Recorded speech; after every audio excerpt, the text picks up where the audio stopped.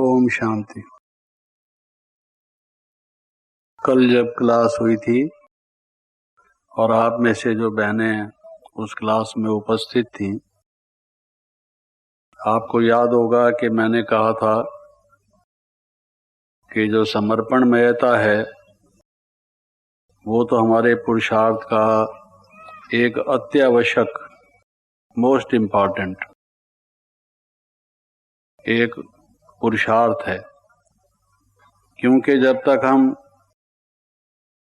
पूर्ण रूप से शिव बाबा के समर्पित नहीं होते तो हमारा ट्रांसफॉर्मेशन भी पूरा नहीं होता, हमारा पूर्ण रूप से परिवर्तन नहीं होता। एक तो ट्रांसफॉर्मेशन नहीं होता और ट्रांसफर भी नहीं होता। ट्रांसफर का भाव ये है कि जो यहाँ से ट्रांसफर होके सतयुग में हमें मिले। विनाश होने पर तो सब चीज हमारी यहीं रह जाएगी। वैसे भी आत्मा जब शरीर छोड़ती है तो उसके साथ उसका क्या चलता है? जो कर्मों का लेखा जोखा होता है, जो उसके संस्कार होते हैं, जैसा उसने कर्म रूपी बीज बोए होते हैं वो साथ में लेके जाती है, बाकी तो सब रह जाता है। तो ट्रांसफर तो वो सूक्ष्म के साथ सूक्ष्म ही होता है, स्थूल तो यहाँ रह जाता है। लेकिन स्थूल में भी जिसने जितना दान किया, पुण्य किया, स्थूल के द्वारा लोगों से सहानुभूति करके जितना जो महान कार्य किया, वो उसका मनोभाव सूक्ष्म रूप में वो भी साथ में जाता है। तो हम अगर तन मन धन अपना पूर्ण समर्पण कर देते हैं तो हमें भी उसका कई गुना होकर जन्म जन्मांतर के लिए, कल्प कल्पांतर के लिए इस रिपीट होने वाले ड्रामा में बार बार मिलता है, प्राप्त होता है। और अगर हम समर्पित ही नहीं करते, अपना तन अपने काम में लगाए रखते हैं, अपना मन भी लौकिक कार्यों में, दुनिया के झंझटों और उलझनों में, संसार के संबंधियों और संबंधों में लगाए रखते हैं, और धन भी अपने खाने पीने और महामारी बनाने और घूमने घामने फैशन करने में लगाए रखते हैं, तो हमें मिलेगा क्या? क्या मिलेगा? जबकि एक और हम भक्ति मार्ग में ये सुनते हैं कि सुदामा ने मुट्ठी भर चावल दिए, और वो भी कोई बासमती चावल, अच्छी क्वालिटी के चावल नहीं थे, टोटा चावल, टूटे हुए, जो उसको देने में भी शर्म आ रही थी। उस पोटली को अपनी बगल में छिपाए चले जा रहा था कि ये कोई चावल हैं, किसको देने जा रहा हूं और चीज कैसी दे रहा हूं। लेकिन वो मुट्ठी भर चावल देने से भी उसको क्या प्राप्ति हुई, ये एक मिसाल कहने में आती है। उसने उतना ही समर्पित किया था और उस समर्पित होने से भी उसको कितना मिला। और अगर हम समर्पित नहीं होंगे तो क्या मिलेगा हमें? यहाँ तो सब रह जाने वाला है, छूट जाने वाला है। और अगर हम ये सोचें कि अभी नहीं, 1 साल के बाद, 2 साल के बाद या 5 साल के बाद, आफ्टर सम टाइम, क्योंकि अभी फलां कार्य हमारा चल रहा है, फलां प्रॉब्लम हमारे सामने है, ये सब तो चलता चलेगा। आपको क्या मालूम है कि उसके बाद कोई और प्रॉब्लम नहीं आने वाला है? उससे भी ज्यादा कोई पेचीदा समस्या आपको घेरा नहीं डालेगी। क्या आपको भविष्य का पूर्ण रूप से दर्शन होता है कि आपके भविष्य में क्या लिखा है? एक व्यक्ति ने इंश्योरेंस का फॉर्म भर रखा है, सारा कुछ फॉर्मेलिटीज पूरी कर रखी हैं, केवल उसने प्रीमियम जमा कराना है। उसके साथ इंश्योरेंस के साथ जो पैसा, पहली किस्त इंस्टॉलमेंट देनी पड़ती है, वो देनी बाकी है। तो फॉर्म तो उसके पास रह गया, इंस्टॉलमेंट उसने दी नहीं और उसकी डेथ हो गई, एक्सीडेंट हो गया। तो वो इंश्योरेंस तो हुआ नहीं। कल तो उसने इंश्योरेंस कराना था कि कल सुबह जाके पहला काम यही करूँगा कि इंश्योरेंस के ऑफिस में प्रीमियम देकर अपना इंश्योरेंस की रसीद कटा लूँगा, और अगर वो करा कर उसके बाद शरीर छोड़ता तो 1 लाख की इंश्योरेंस कराने जा रहा था, उसके घर वालों को 1 लाख रुपया मिलता, अब तो कुछ मिलेगा नहीं। तो बाबा ने एक स्लोगन हमें दिया हुआ है कि delay is dangerous, delay is dangerous. अगर देर करोगे तो देर से नुकसान होने वाला है। इस संगम युग का एक एक क्षण बड़ा अनमोल है। 63 जन्म के जो हमने विकर्म किए हुए हैं, देह अभिमान पर आधारित कर्म किए हुए हैं, उनको अगर हम इस थोड़े से समय को भी नहीं लगाएंगे समाप्त करने के लिए, तो फिर वो रह जाएंगे, फिर हमें पछताना पड़ेगा। बार बार बाबा हमें जगाने की कोशिश करते हैं, हमें सावधान करते हैं कि बच्चे, नाउ और never, delay is dangerous, now और नेवर। करना है जो भी कर ले, अब ये वक्त जा रहा है। तो ये पोस्टपोन नहीं करो। ये जो पोस्टपोनमेंट की आदत है, कल पर डालने की आदत है, आज नहीं कल, कल फिर कहेंगे कल, कल तो ज़रूरी करूँगा। तो ये भक्ति मार्ग में भी कहते हैं कि कल कल करते करते काल आ जाता है, और उसका परिणाम क्या निकलता है? हरि बोल जाता है, राम नाम सत्य हो जाता है, और बाकी तो सब यहीं धड़ा रह जाता है। तो इसलिए समर्पण महता, समझ लीजिए, सारा ज्ञान आपने समझ लिया।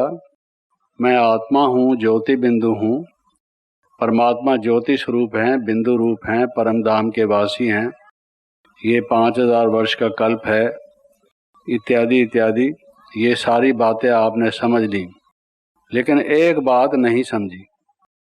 सारी बातें समझ ली, ज्ञान सारा समझ लिया, कोई भी बात अगर हम पूछें, प्रश्न करें, तो तुरंत आपसे उत्तर मिलेगा, लेकिन एक बात नहीं समझी कि डिले इज डेंजरस, नाउ और नेवर।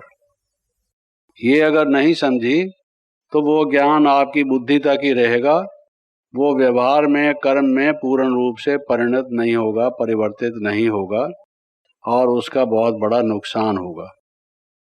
हम बहुत दफ़ा कुछ लिख के ले जाते, बाबा कहते हैं कि बच्चे निमंत्रण पत्र लिखाओ, सारी दुनिया को निमंत्रण जाना है, क्योंकि ये पिता ने यज्ञ रचा है। अगर किसी बच्चे को वो निमंत्रण नहीं मिलेगा तो वो रहना देगा कि हे प्रभु, आप हमारे पिता हैं, आप इस सृष्टि में आए, आपने यज्ञ रचा, इतना बड़ा उत्सव किया, हमको याद भी नहीं किया, हमको बुलाया भी नहीं। आप सब अनुभवी हैं, अगर माता पिता किसी एक बच्चे को अधिक प्यार देते हैं, कुछ उसको मौका देते हैं, दूसरों को बुलाते भी नहीं, पूछते भी नहीं हैं, तो आपको कैसा लगता है? तो उन बच्चों को कैसा लगेगा? वो तो रो देंगे। भगवान से भी वो सहन नहीं हो सकेगा। सब चीज़ सहन कर लेता है भगवान, उसमें तो सहनशीलता है, तभी तो कहता है हमें भी कि सहनशील बनो। एक चीज़ उससे भी बर्दाश्त नहीं होती। क्या बर्दाश्त नहीं होती? कि मेरे बच्चों को निमंत्रण ना मिले, बच्चे शांति के लिए पुकार रहे हों, तड़प रहे हों। हमने देखा ब्रह्मा बाबा को भी, साकार रूप को भी, उससे हम समझते हैं कि शिव बाबा को कैसा लगता होगा, हैं? बाबा को नींद कहाँ आती थी, जागृत अवस्था रहती थी। नींद और जागृति की बॉर्डर लाइन पर कभी बाबा होते थे। तो बाबा, क्या बात है बच्चे, ये सारे विश्व को संदेश कैसे पहुंचेगा? ये तो जिस रफ्तार से हम चल रहे हैं, ये तो बहुत टाइम लग जाएगा। बच्चे तो अशांत हैं, पुकार रहे हैं, और उनको ये निमंत्रण कैसे मिलेगा? तुम जाओ, निमंत्रण लिखाओ, और ये कुंभ का मेला आ रहा है हरिद्वार में, 60,000 निमंत्रण लिख लाओ, छपा लो, तो 60,000 निमंत्रण छपवाया।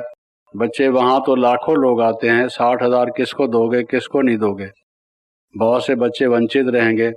जाओ 1 लाख और छपवा लो, और छपवा लाते। तो लेकिन लिख के जब हम बाबा से पास कराने के लिए ले जाते तो बाबा देखते कि सारा लिखा हुआ है, ये ठीक है, चलो ठीक है। लेकिन बच्चे ये तो लिखा ही नहीं कि नाउ और नेवर, ये लिखो। क्योंकि मनुष्य की आदत पड़ चुकी है, आलस उसको आ चुका हुआ है। इसलिए जिसको छठा विकार कहते हैं, सुस्ती या आलस, ये 5 विकार भी समाप्त नहीं होते जब तक ये छठा विकार इसको हम नहीं निपट लेते। ये 5 विकारों पर भी हावी नहीं होने देता हमें। तो इसलिए ये लिखो, नाउ और नेवर, डिले इज डेंजरस। क्योंकि यहाँ से लोग जाएंगे वापस। आपने सेवा केंद्रों के पते तो छाप दिए, लेकिन जाते ही तो नहीं चले जाएंगे सेवा केंद्र पर। कहेंगे अभी तो कुंभ के मेले से आए हैं थके हुए, 2-4 दिन में जाएंगे। 2-4 दिन करते करते भूल जाएंगे, निमंत्रण पत्र भी गंवा बैठेंगे, गुम कर बैठेंगे, और फिर कहेंगे भगवान को मंजूर नहीं। भक्ति मार्ग में लोग यही कहते हैं ना, भगवान को अभी मंजूर नहीं, हमारा समय आया नहीं। अरे आपका समय आया है और भगवान को मंजूर है, तभी तो उसने ये निमंत्रण समय पर भेजा है, और साथ में ये भी लिखा है कि नाउ और नेवर। फिर आप कैसे कहते हो भगवान को मंजूर नहीं? उलैना फिर भी भगवान को ही देते हैं, भोलानाथ को, क्योंकि भोला है, सुन लेता है, उसमें सहनशीलता बहुत है। वो कोई तर्क वितर्क दलीलबाजी नहीं करता है कि बच्चे मैंने तो तुम्हें दिया था। चुप कर जाता है। चुप कर जाता है तो लोग उसी के ऊपर ही हावी होने की कोशिश करते हैं। वो तो हमको पता है कि बाबा ने कितना पुरुषार्थ किया। जिन दिनों में यज्ञ में आर्थिक कठिनाइयाँ थी, भोजन की समस्या बनी रहती थी, उन दिनों में भी कितने पैकेट बनकर लोगों को फ्री लिटरेचर जाता था, और सेवा का कार्य बाबा ने कभी भी रोका नहीं। हर दफ़ा हर मौके पर बाबा ने कोशिश की कि जहाँ कहीं भी कुछ ऐसा हो, सेवा का चांस हो, वहाँ सेवा हो। पैसे नहीं हैं, कैसे हो? लेकिन हमने देखा कि समय पर बाबा की किसी न किसी के द्वारा किसी न किसी को निमित्त बनाकर मदद मिल जाती थी। तो मैं ये कहता हूँ कि वो समर्पणमयता आवश्यक है। और वो समर्पणमयता आप कहते हैं कि हाँ हमने सोच रखा है, काफ़ी हद तक तो हम समर्पित हैं। जो थोड़ा बहुत नहीं है वो हो जाएंगे। कब हो जाएंगे? बाबा ने ये कहा है, नाउ और नेवर, डिले इज डेंजरस। ये नहीं कि यहाँ से जाने के बाद समर्पित होंगे, अपने मम्मी डैडी से बातचीत करेंगे, जो कॉलेज में पढ़ाई पढ़ रहे हैं उसको सोचेंगे, जो नौकरी टोकरी हम करते हैं उस पर विचार करेंगे, और सारी बातें सोचने के बाद सोच समझ कर ही तो काम करेंगे। हाँ, आप बहुत समझदार हैं, भगवान से भी ज़्यादा समझदार हैं, इसमें कोई शक की बात नहीं। सोच लीजिए, समझ लीजिए। जिसको हमने गाइड माना है, जिसको हमने सर्वश्रेष्ठ परम बुद्धिमान माना है, वो हमको राय दे रहा है, लेकिन हम राय साहब ऐसे हैं कि उस राय साहब की बात के भी हम बढ़कर अपनी राय हमें ज़्यादा पसंद है। भगवान की राय हमें मंजूर नहीं है। हाँ, हमारी अपनी मजबूरियां हैं, अपनी कठिनाइयां हैं, हर एक के अपने प्रॉब्लम हैं, वरना हम ऐसे करते नहीं। हाँ ठीक है, भगवान को आपकी प्रॉब्लम मालूम नहीं है, ये मतलब है आपका कि भगवान को आपकी कठिनाइयां और प्रॉब्लम मालूम नहीं है, वो आपको ज़्यादा मालूम है। अरे आपको तो ये भी मालूम नहीं था कि मैं आत्मा हूँ, शरीर नहीं हूँ। आपको ये भी मालूम नहीं था कि कितने जन्म लिए। आपको ये भी मालूम नहीं था कि कलयुग जा रहा है, सतयुग आ रहा है। क्या मालूम था? अब आपको मालूम पड़ा है। अब जागे हो तो भगवान से ज़्यादा बात करने की कोशिश करते हो, बहानाबाजी बनाते हो, है जी। जैसे वो आरती करते हैं कि विषय विकार मिटाओ पाप हरो देवा, और जब सेंटर पर आते हैं तो हम उनको कहते हैं यहाँ पर विषय विकार मिटाए जाते हैं। आप आरती करते थे ना, भक्ति करते थे ना, भगवान को रोज कहते थे ना विषय विकार मिटाओ। अब वो आया है विषय विकार मिटाने। हंस पड़ते हैं लोग, कहते हैं जी अभी नहीं, अभी तो हमारे छोटे छोटे बच्चे हैं, अगर हम लालच नहीं करेंगे, उनकी पालना का इंतजाम कौन करेगा? उनको हमने फलां स्कूल में पढ़ाना है, ये विदेश में भेजना है, इत्यादि इत्यादि। थोड़ा लालच नहीं करेंगे तो ये काम कैसे पूरा करेंगे? तो बाहर से जब आरती करते थे मंदिर में, तो प्रत्यक्ष रूप से तो यही कहते थे कि विषय विकार मिटाओ, और सूक्ष्म रूप से साथ में ये कहते थे, प्रभु जी अभी नहीं। जो सब ना सुन सके, अंदर ही अंदर यही कहते थे कि प्रभु जी अभी नहीं। तभी तो ऐसा करते हैं। तो नाउ और नेवर, डिले इज डेंजरस। अपनी सफलता के लिए अगर हमेशा ये ख्याल में रखोगे, कल भी मैं यही कह रहा था कि 6-7 जैसे होता है ना, टिप्स टू सक्सेस, सफलता के लिए कुछ इशारे। जब कोई बच्चा इम्तहान देने जाता है तो उससे पहले ऐसी कुछ गाइड बुक्स पढ़ता है जिसमें कोर्स का रिवीजन हो जाए, और रिवीजन के साथ साथ कुछ बातें ऐसी उसमें बताई गई होती हैं जिनको याद रखने से एग्जामिनेशन पेपर जब उसके सामने आए तो उसमें वो ठीक प्रकार से उत्तीर्ण हो जाए, पास हो जाए, पास विद ऑनर्स हो जाए। तो वो मैं बता रहा था कि कुछ टिप्स मैं आपको ऐसे बताऊंगा जिससे कि जीवन हमारा सफल बने। 2 बातें कल मैंने बताई थी, और तीसरी बात आज ये बता रहा हूँ कि हमेशा ये याद रखिए कि डिले इज डेंजरस, नाउ और नेवर। अच्छा काम जो करना है, जो हमें समझ में आ गया है, बाबा ने जो बात हमें करने के लिए कही है, उसको पोस्टपोन मत कीजिए, टाल मटोल मत कीजिए, उसमें वक्त मत डालिए, क्योंकि जीवन की घड़ियां मनुष्य को मालूम नहीं होती। समय बीतता चला जा रहा है, और ये संगम का समय, इसका हर एक क्षण, हर एक प्राण, यहाँ तक के जो पलक झपकने का समय है। क्योंकि पुराने समय में जब घड़ियां नहीं होती थी तो काल की गणना जो होती थी वो कई विधियों से होती थी। रेत की घड़ियां तो बाद में बनी, लेकिन उससे पहले जो भारत के कुछ ज्योतिष शास्त्र हैं जिनमें समय की गणना का वर्णन किया गया है, उसके जैसे आज सेकंड या फिर उसके बाद मिनट या आवर या इस तरह की बात हम करते हैं, तो उसमें भी यूनिट्स बनाए गए हैं, इकाइयां बनाई गई हैं समय की। और उसमें से समय की एक इकाई है आँख का झपकना। आँख के झपकने में जितना टाइम लगता है उसको यूनिट माना गया है। तो वो उतना भी टाइम हमारा वेस्ट नहीं जाना चाहिए। ये हमारी कमाई का टाइम है, इसका हमें पूर्ण रूप से ख्याल रखना चाहिए। तो इस बात को समझकर हमें आगे बढ़ना है। और फिर उसमें ख़ास एक बात जो हमारे जीवन में काम में आती है वो है ओबीडियंस, आज्ञाकारी बनना, फर्माबरदार बनना। बाबा ने जो बच्चों को संबोधित किया, जो मीठे बच्चे, प्यारे बच्चे, ये तो उनके संबोधन की एक रीत है जो कि यूनिवर्सल है, जनरलाइज्ड है। प्राय बाबा मुरली का प्रारंभ या बात का प्रारंभ या बार बार इन शब्दों से संबोधित करते हैं, मीठे बच्चे, प्यारे बच्चे। ये तो अंडरलाइंड हैं क्योंकि बाबा ये शब्द तो अधिकांश रूप से प्रयोग करते हैं।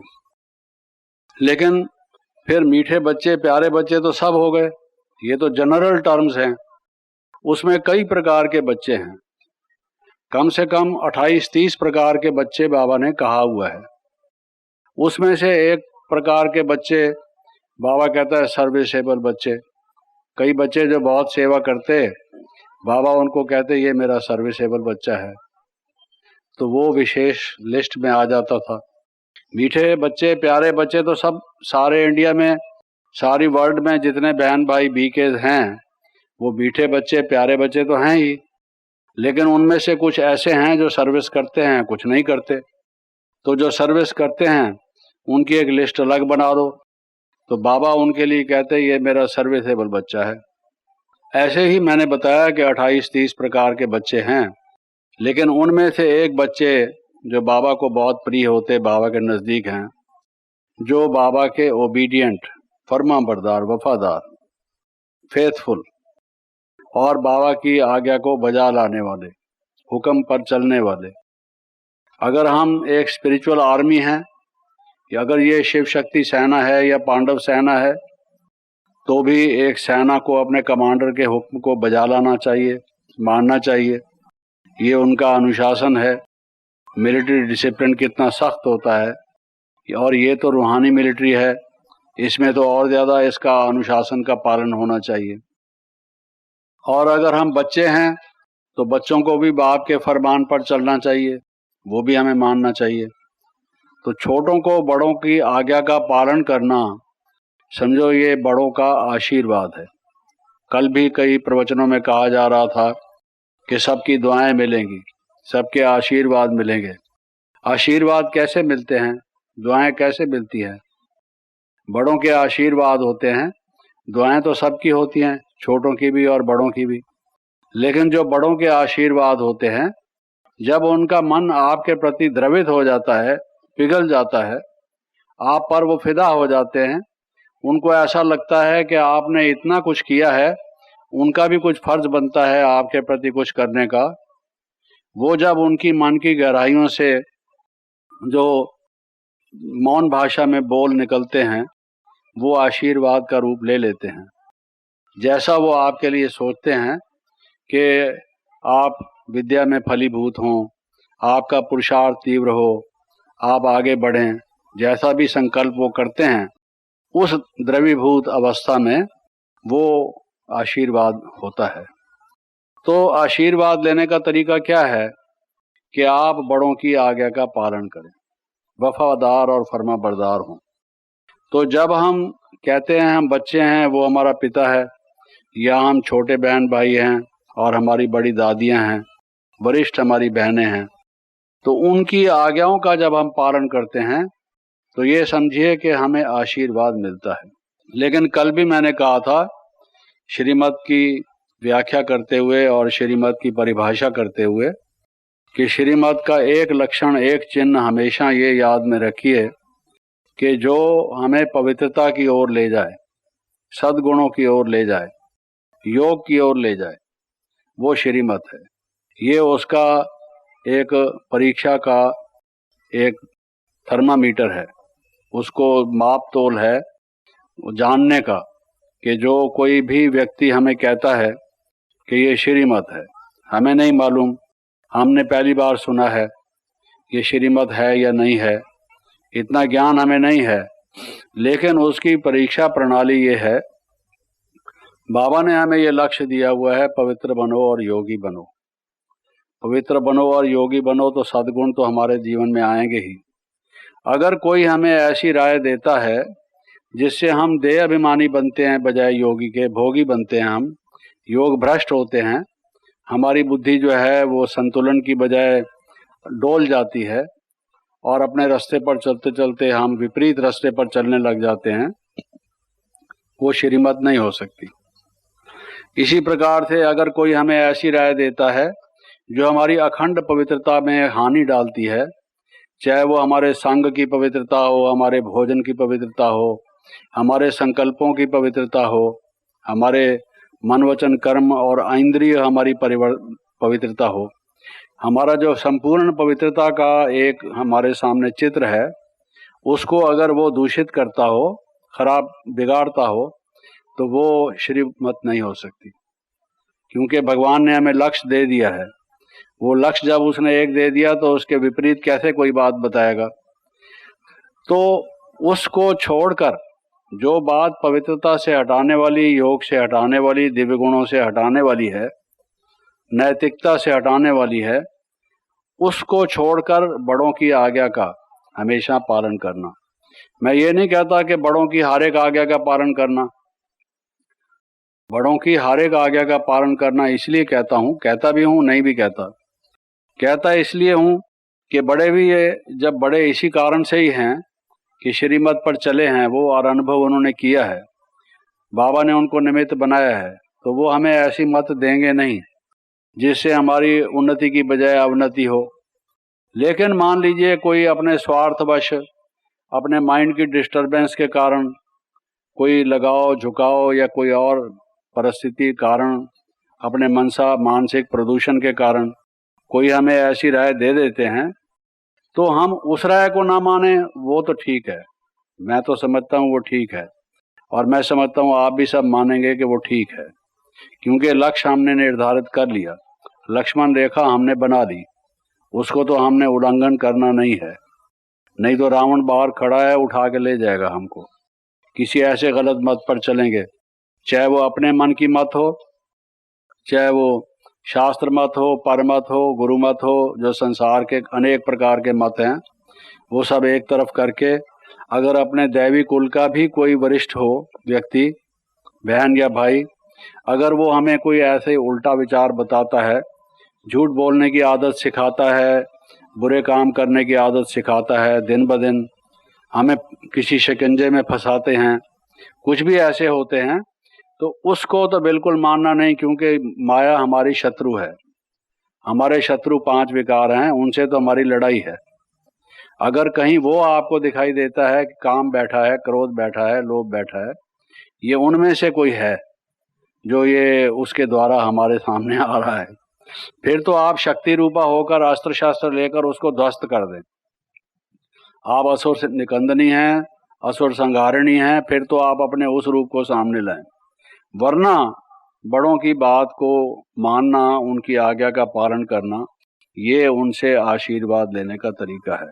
और जिसको हम कहते हैं कि जिद करना, जिद करते हैं हर एक बात, जिद तभी होता है जब हम आज्ञा का पालन नहीं करते।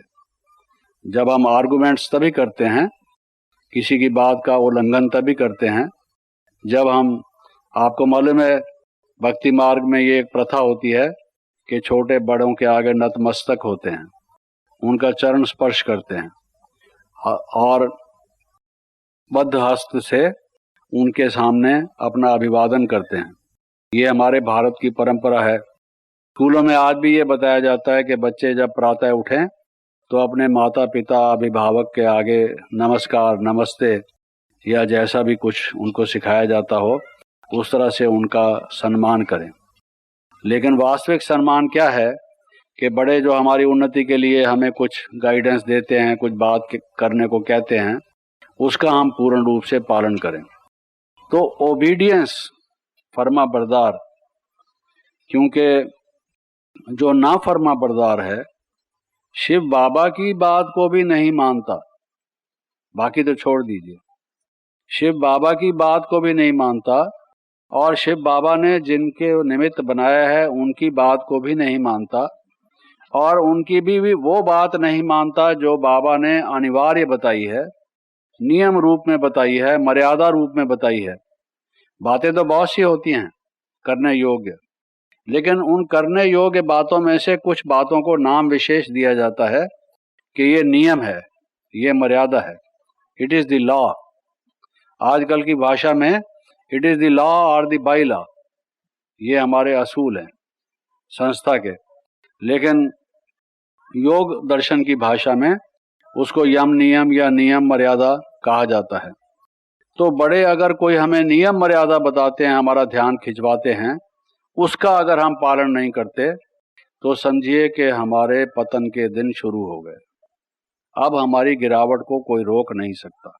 अब ये हमारा जीवन जो है, हमने शिव बाबा के हाथ से अपना हाथ निकाल लिया है, उसकी छत्र छाया में नहीं हम, अब माया के साथ हमारा नाता हो गया। तो ये जो आज्ञा पालन है, क्योंकि अगर उसकी आज्ञा का पालन नहीं करते तो किसी के विचार पर, किसी के राय पर, किसी के मत पर तो चलते हैं। व्यक्ति चलता है, चलने के लिए क्या चीज़ चाहिए? गाड़ी में चलने के लिए जैसे पेट्रोल डालना ज़रूरी होता है, तो कोई चीज़ चलती है तो उसमें एनर्जी तो होती है, बिना एनर्जी के कैसे चलती है? और अगर वो एक तरफ नहीं जाती, दूसरी तरफ जाती है तो क्या बात है?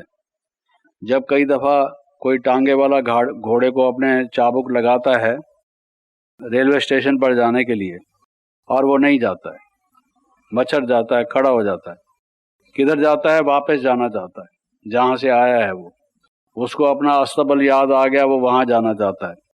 तो वहाँ जाना चाहता है जब ही तो रेलवे स्टेशन नहीं जाता, ओबीडियंस नहीं करता मालिक की, जो उसको चारा खिलाता है, जो उसका मालिक है, उसका कहना नहीं मान रहा, आज रेलवे स्टेशन पर नहीं चलता, सवारी बैठी हुई है, उसके गाड़ी मिस हो जाएगी और घोड़ा मानता नहीं।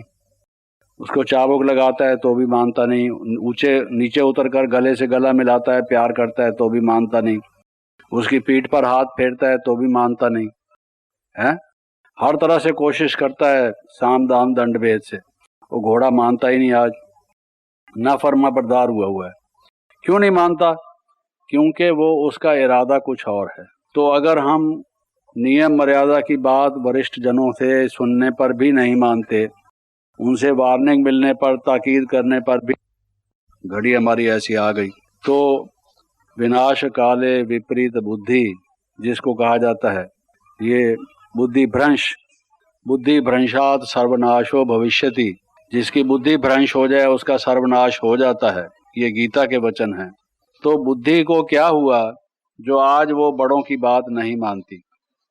ये हमेशा हमें अपनी स्टूडेंट लाइफ में, जो आप कहते हैं जहाँ उठाएंगे जहाँ बिठाएंगे, जिनका जीवन समर्पित होता है फॉर्मल रूप में, औपचारिक रूप से मंच पर आकर वो पढ़कर अपना जो इरादा है वो सुनाते हैं, लेकिन वक़्त पड़ने पर देखा जाता है कई दफ़ा कि बड़ों की बात को भी नहीं मानते।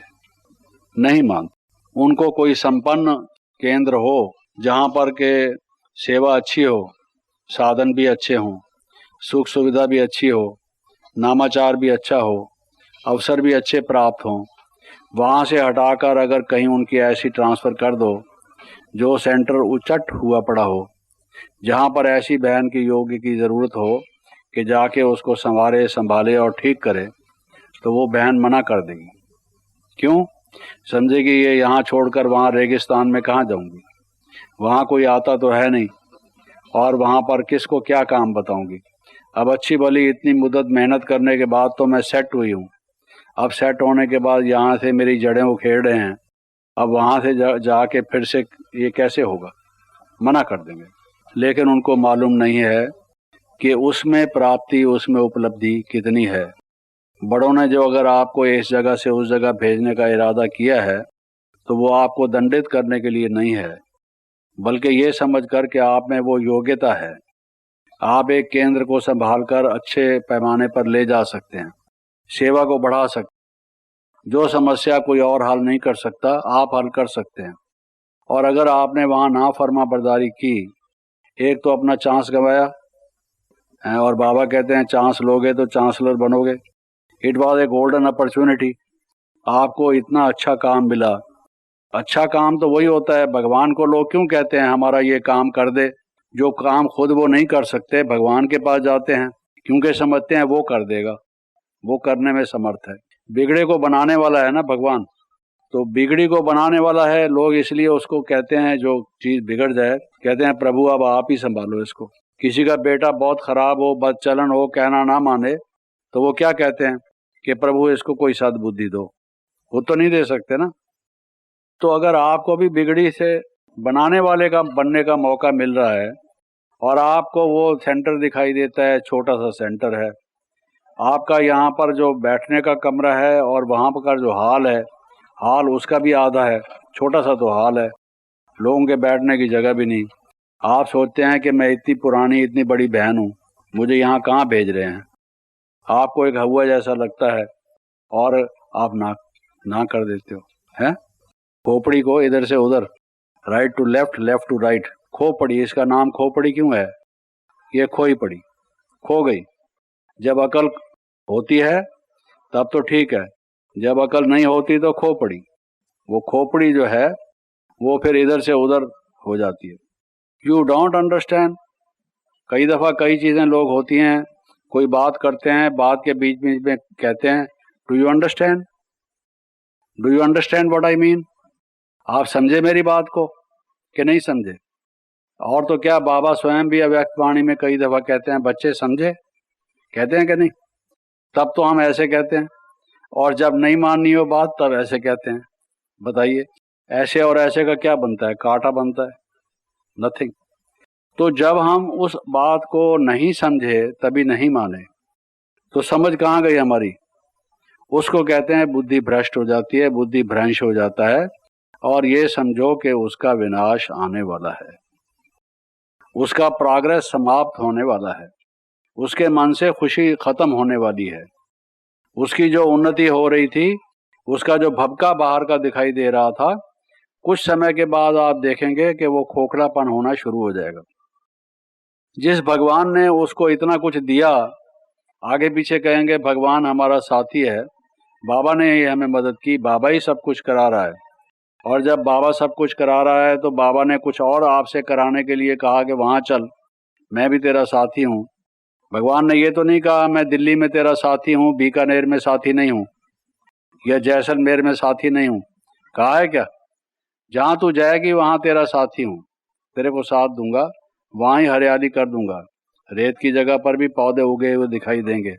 मैं ऐसा जादूगर हूँ। हमने उस पर विश्वास छोड़कर अपने मत पर उसको इनकार कर दिया। This is again something very dangerous, very very dangerous.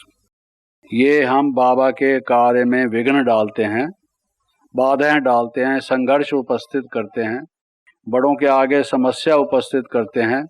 आशीर्वाद लेने की बजाय, अगर हम क्या कहें, कह नहीं सकते, जो ब्राह्मण हैं, सच्चे ब्राह्मण हैं, ब्रह्मा के मुख से जिन्होंने जन्म लिया है, जो पवित्रता के बल से शुरू से चल रहे हैं, जिन्होंने इतनी तपस्या की है, जो बाबा के श्रीमत का पालन करने वाले हैं, उनकी बात को आपने टाल दिया। उसका नतीजा समझते हो? समझते हो उसका क्या नतीजा होता है? भगवान का गुप्त डंडा है, दिखाई नहीं देता। उसकी जो गन है वो क्या होती है, कैसे लगती है, वो मालूम नहीं पड़ता है। उसके बाद नतीजा क्या होगा?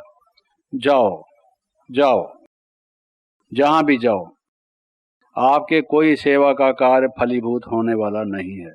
तन की व्याधि आकर घेरेगी, मुरली सुनेंगे, पॉइंट कोई याद रहेगी नहीं, योग में बैठेंगे, योग लगेगा नहीं, सेवा करेंगे, जिज्ञासु टिकेगा नहीं, साधन चाहिए, कोई सहयोग देगा नहीं। करो, ये गुप्त डंडे हैं भगवान के। जब वो गुप्त डंडे लगेंगे तब आपको मालूम पड़ेगा नहीं, तब तो मालूम और ही नहीं पड़ेगा, क्योंकि सबसे पहले बुद्धि को ताला तो लग ही गया। तो इसलिए ये बात समझ लो कि जिस कोई समर्पित होने के लिए भी एक ये जरूरी है, और इसका ही नाम समर्पण है कि आज्ञा का पालन, फर्मा बरदार, obedience, obedience of the right thing. ये मैंने आपको बताया, गलत बात को नहीं मानने वाले हम गलत बात को, माया की बात को मानने वाले नहीं हैं। कहीं से भी हमको कोई कहे जाओ तुम शादी कर लो, हमको कोई बड़े से बड़ा भाई या बहन कहे तुम जाके विकारों में गिरो, कहेगा नहीं, बिल्कुल नहीं कहेगा। लेकिन किसी ने गुस्से में आके जाकर तुम जाओ खड्डे में गिरो, क्या खड्डे में गिरो, ये काम करो, तो हम चले जाएंगे। गलत बात को नहीं हम मानेंगे, लेकिन जितनी भी ठीक बात है, गलत माना जो विकारों की ओर, आसुरी लक्षणों की ओर ले जाने वाली बातें हैं, भगवान से हटाने की वाली बातें हैं, उसके अलावा कोई भी बात हम ना माने, ये संभव नहीं हो सकता। इसमें समझ आती है सबको बात? ये बहुत इंपॉर्टेंट बहुत है जीवन में आगे बढ़ने के लिए, बड़ों का आशीर्वाद लेने के लिए। मैं आपको बता रहा था कि सरेंडर होना जैसे ज़रूरी है, वैसे बिना आशीर्वाद के भी आगे बढ़ना कठिन है। अगर आप आशीर्वादों का खजाना इकट्ठा नहीं लोगे तो भी पूर्ण अवस्था को प्राप्त नहीं कर पाओगे। केवल अपने ही पुरुषार्थ से, आपकी बुद्धि कितनी भी तीव्र हो और आप में कार्य की क्षमता, एफिशिएंसी, फिजिकल एफिशिएंसी कितनी भी ज़्यादा हो, आप में कुछ कलाएं हो, कार्य कुशलता हो, आप कितना भी रात दिन जाग के पुरुषार्थ करने की कोशिश करो, आप अपनी मंजिल पर नहीं पहुंच सकते। संपूर्ण मंजिल पर, उसके शिखर पर नहीं पहुंच सकते जब तक बड़ों का आशीर्वाद ना हो। और बड़ों का आशीर्वाद बिना फरमाबरदार बने आपको कभी भी नहीं मिल सकता, कभी भी नहीं मिल सकता, कभी भी नहीं मिल सकता। मैं पूर्व इसके के आगे बढ़ूं, आप सबसे पूछना चाहूँगा कि ये जो बात मैंने ख़ास कही है, इसके विषय में किसी को कुछ पूछना है तो एक आध प्रश्न पूछने के बाद फिर मैं आगे चलूँगा। है किसी का कोई प्रश्न इसके विषय में? संकोच मत कीजिए, मन में प्रश्न होते हैं, बाहर मुख से नहीं बोलते। समझते हैं कि कोई समझेगा ये मेरा प्रश्न है। आप ये समझिए कि आपका ना सही, आपके कनेक्शन में कोई और हैं, उनसे कोई चर्चा कभी हुई है, उनके मन में ऐसा है, आप किसी की तरफ से भी कह सकते हैं। तो आपके कहने से उस पर जो विचार बताए जाएंगे सबको उससे लाभ मिलेगा। तो नमूने के तौर से अगर आप में से कोई कहना चाहे, वरना अगर आप कोई प्रश्न नहीं पूछेंगे इसके विषय में तो फिर आपको जीवन भर में कभी भी डिसोबे करने का मौका होगा नहीं। आप ये नहीं कह सकते कि हम समझे नहीं थे इस बात को, because the things are being explained very clearly to you. सारी बातें अच्छे तरह से स्पष्ट की जा रही हैं। आती है समझ में बात? आती है सबको? पीछे बैठे हुए राइट हैंड को, लेफ्ट हैंड को, फ्रंट में, सेंटर में, कोई भी बैठे हुए बहन भाई, देखिए चलो आपकी तरफ से मैं पूछ लेता हूँ एक दो बातें, आप नहीं पूछते तो। आपको कोई बहन कहती है जाकर ये कार्य करो, वो बहन आपके सेंटर की इंचार्ज है, लेकिन आपके शारीरिक क्षमता नहीं है, आपने बोलने का भी अभ्यास नहीं किया है, शिवरात्रि का मौका है, वो कहती है कि आप ये शिवरात्रि पर फलां जगह जाके भाषण करो। आपका दिल दहलता है, वो हृदय की गति तीव्र हो गई है और दिमाग कंफ्यूज्ड हो गया है कि मैं कैसे अभी शिवरात्रि पर बोलूँगी, अभी 5 7 10 का सुनूंगी, साल 2 साल मुझे होगा, उसके बाद तो मैं कुछ कर पाऊंगी। अभी मैं स्टेज पर खड़ी होंगी तो मेरी तो टांगे कांपेगी, तो लोग समझेंगे ये इसके हिल क्यों रही है, भूचाल तो आ नहीं रहा, ये स्टेज क्यों हिल रही है, हैं? और नतीजा ये होगा कि जब इतनी जनता को सामने बैठे हुए देखूंगी, जो पॉइंट मैं याद करके जाऊंगी मुझे बोलने हैं, उनमें से आधे तो भूल जाऊंगी उसी वक्त, और बोलते बोलते फिर मैं अगर चुप हो गई तो लोग कहेंगे इसने रटा हुआ था और ये भूल गई है, कहाँ से शुरू करें। तो इसलिए आप उसकी आज्ञा का पालन ना करके आप उसको ये कहते हैं दीदी मैं इस दफ़ा नहीं, अगली दफ़ा भाषण करूंगी। तो इस दफ़ा ये ठीक है, आपने हमेशा के लिए उसकी बात का नाफरमा बर्दारी नहीं की, अभी इस शिवरात्रि के लिए कहा है आपने, आगे के लिए आप कहते हैं कि जन्माष्टमी आएगी, रक्षाबंधन आएगा या अगली शिवरात्रि आएगी, तब मैं कर लूँगी। अभी मैं 5 7 10 15 सुनूंगी, तैयारी करूँगी।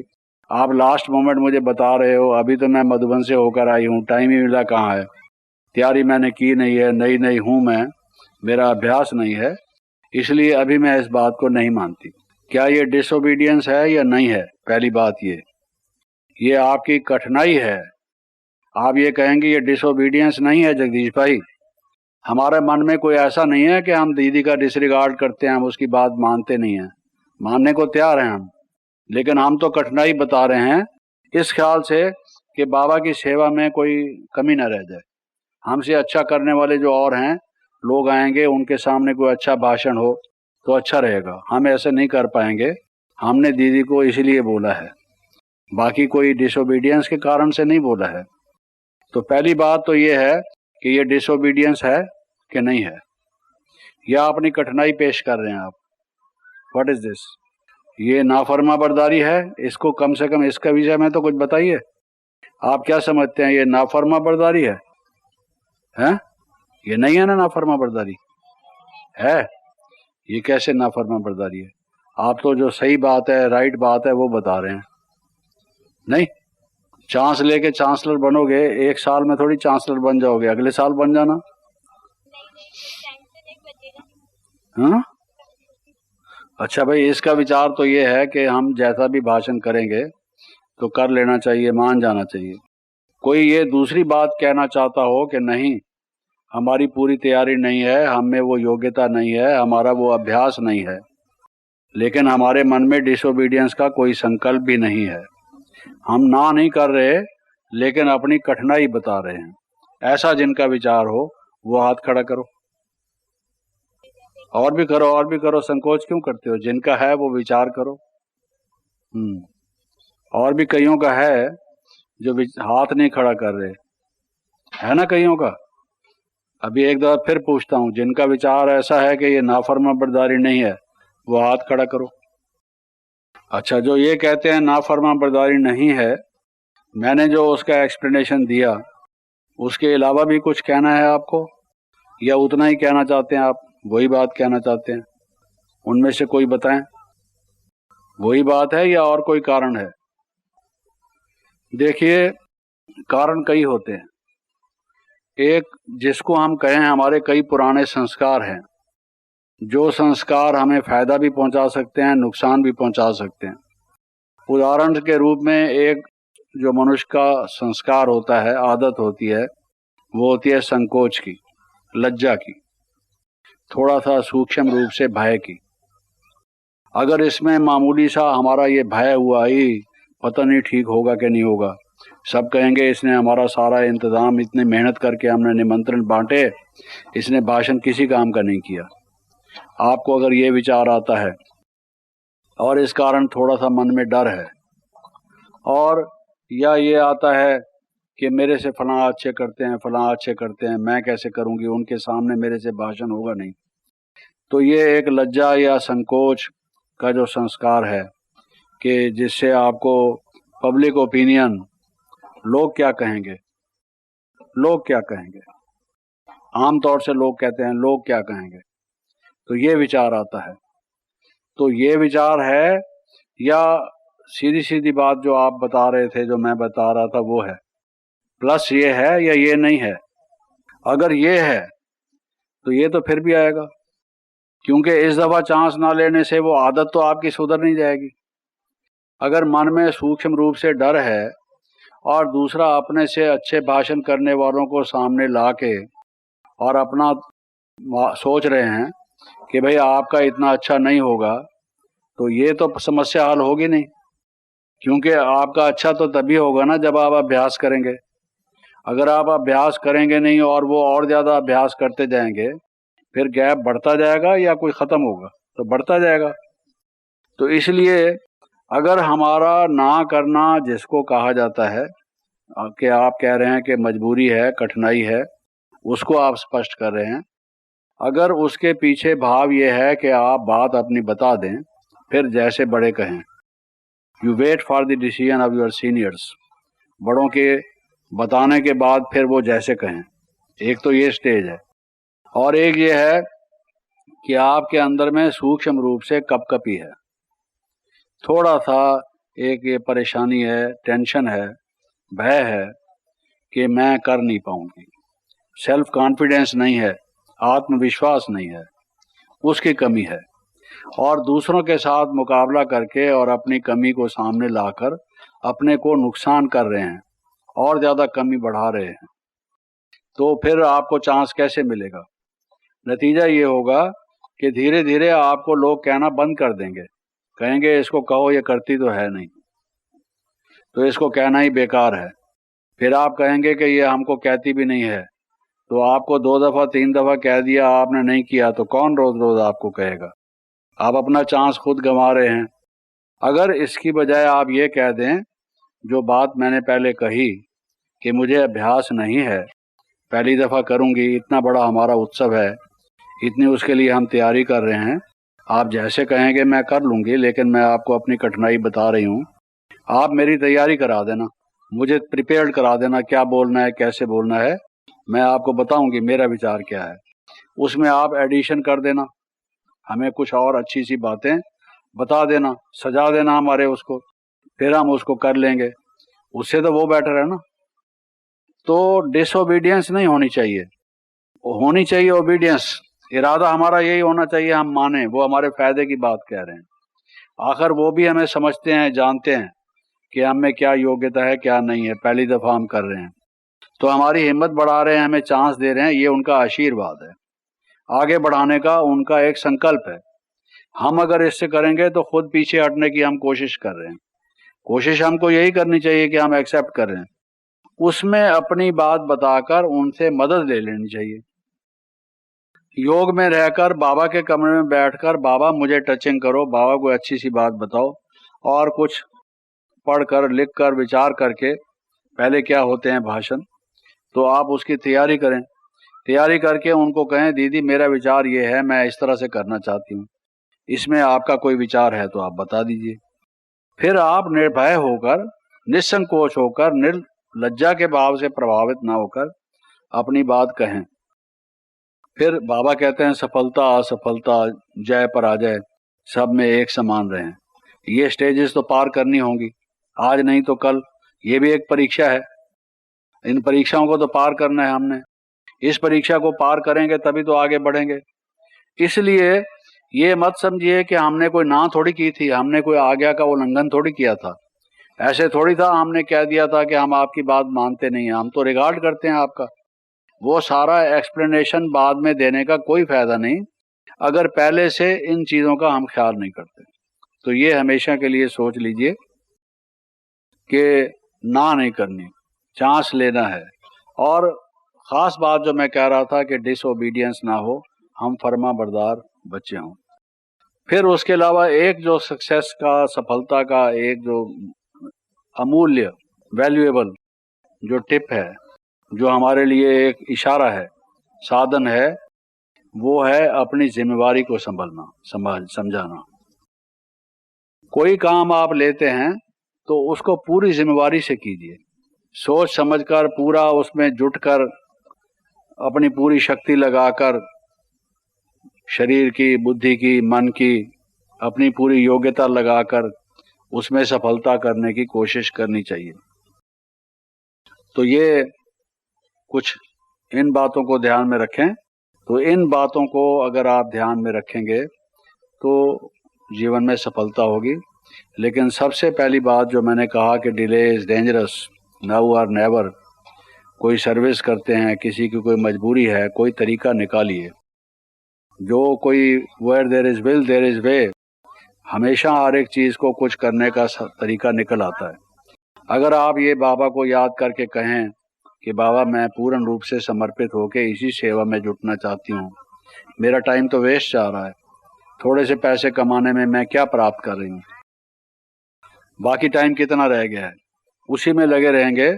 आपसे छोटे बाद में आने वाले, जिस क्लास में आप जाते हैं, बड़े बड़े वहीं बैठे हुए हैं कई पुराने, और छोटी छोटी कन्याएं वहीं की टीचर बनी हुई हैं, क्योंकि उन्होंने जंप लगाया, हाई जंप लगाया। और जो बड़े बड़े हैं वो आज ये प्रॉब्लम है, कल वो प्रॉब्लम है, वो वहीं के वहीं बैठे रहे, कोई किसी कारण से, कोई किसी कारण से। तो वो जंजीरें जो है उसको तोड़िए। उन जंजीरों को तोड़ के अगर अभी अपने को नहीं लगाएंगे तो फिर बाकी कब प्राप्ति होगी। ओम शांति।